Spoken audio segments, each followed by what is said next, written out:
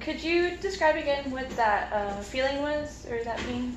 Yes, so when my partner and I have intercourse, it typically feels like a stinging or a pinching sensation, just kind of painful. Yeah, stinging, you said pinching too, right? Yeah, Yes. that sounds pretty painful.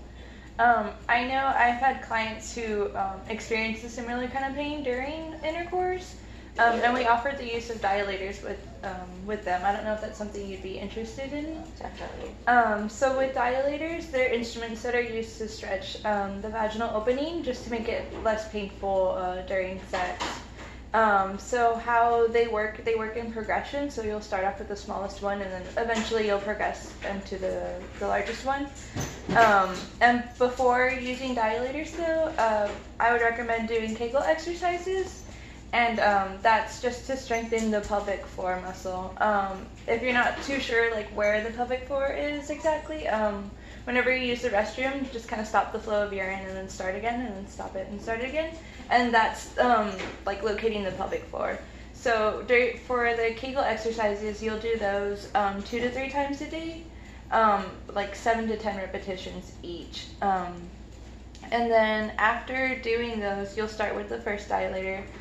Before you start, though, I would recommend finding just a comfortable spot that's kind of quiet and private. That way you have time to yourself, that's free of distractions.